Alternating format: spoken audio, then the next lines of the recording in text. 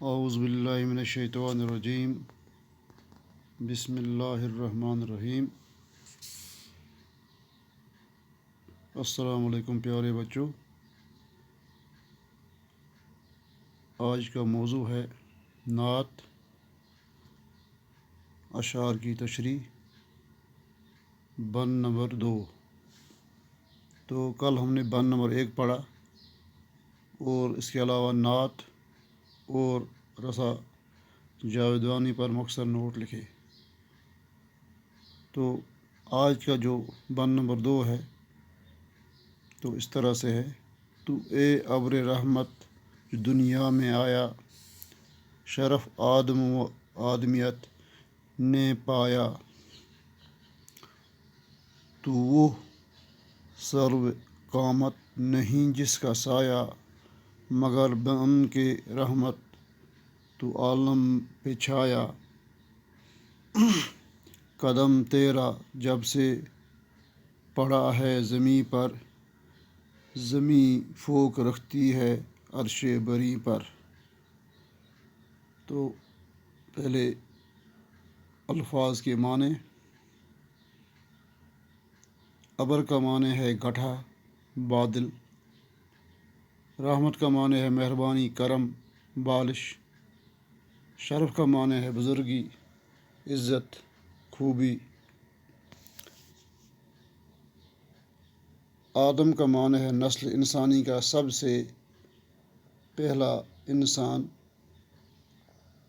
آدمیت کا معنی ہے انسانیت، یعنی اچھی خصلتیں۔ سرو ایک مشہور درخت کا نام جو اونچا اور سیدھا درخت ہوتا ہے۔ قامت کا معنی ہے قد، یا ڈیل والا یا جسم۔ سایہ کا معنی ہے چھاؤں، پرچھائیاں۔ قدم کا معنی ہے پاؤں یا فاصلہ۔ فوق کا معنی ہے بلند یا برتری یا اوپر۔ عرش بری کا معنی ہے بڑا عرش۔ تو اس بند نمبر 2 میں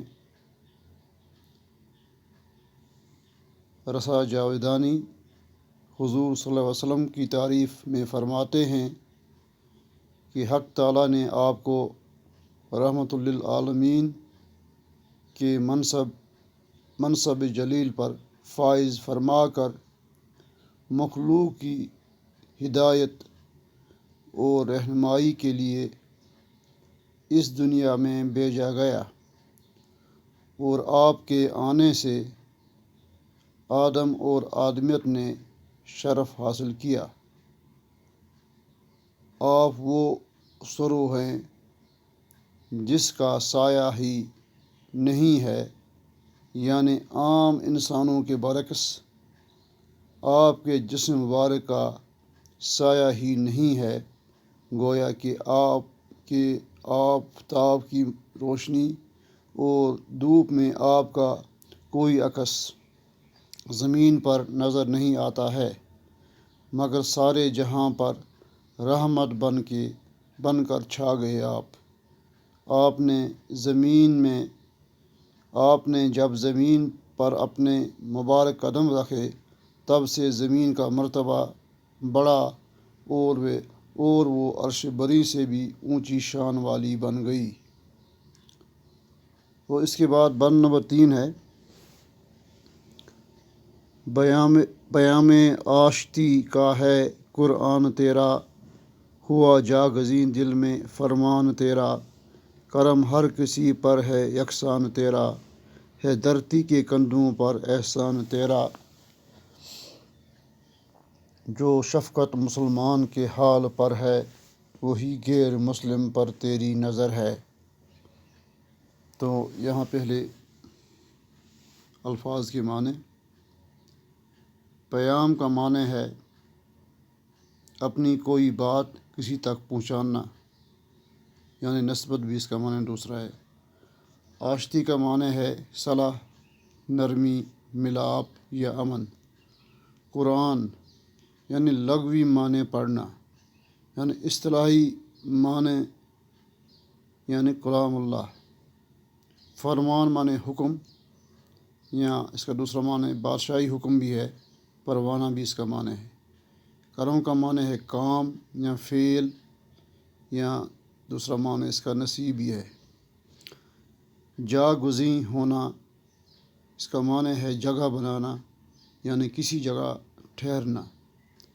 یکساں کا معنی ہے برابر، ایک سا۔ دھرتی کا معنی ہے دنیا، زمین، جہاں۔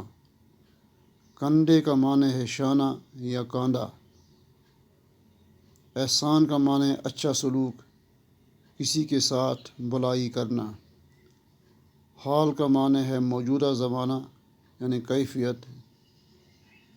مسلمان کا معنی ہے مذہب اسلام کا پیرو یا مسلم۔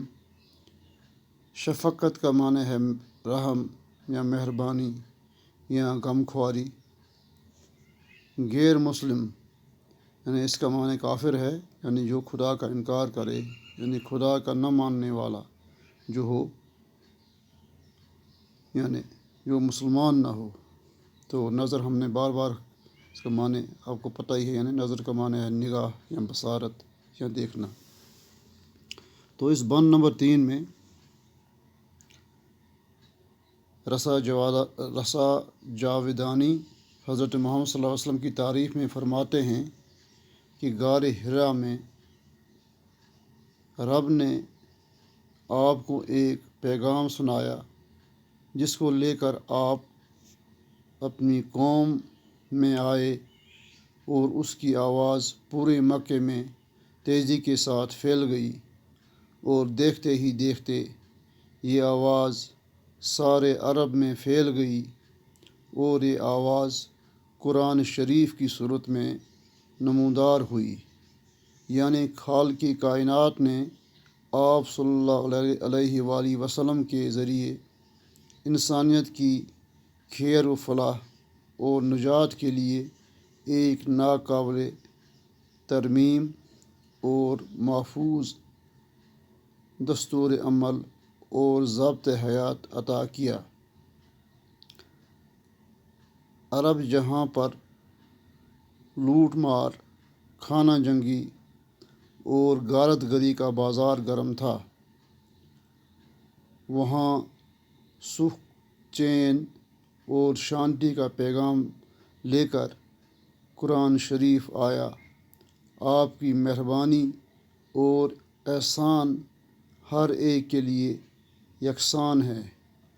آپ صلی اللہ علیہ وسلم نے تمام مخلوقات کو اللہ کا کنبہ قرار دے کر اونچ نیچ، کمتری و برتری، اور حاکمیت و محکومیت کے فرق و امتیاز کی جڑیں کاٹ دیں۔ ہر ایک کے لیے آپ صلی اللہ علیہ وآلہ وسلم باعث رحمت بنے۔ تمام انسانوں کو نور ہدایت سے روشن کر کے گمراہی کے اندھیروں سے ساری دنیا کو نجات دلا دی۔ آپ صلی اللہ علیہ وسلم جو شفقت اور محبت مسلمانوں کے ساتھ رکھتے ہیں، وہی شفقت غیر مسلم کے ساتھ بھی رکھتے ہیں۔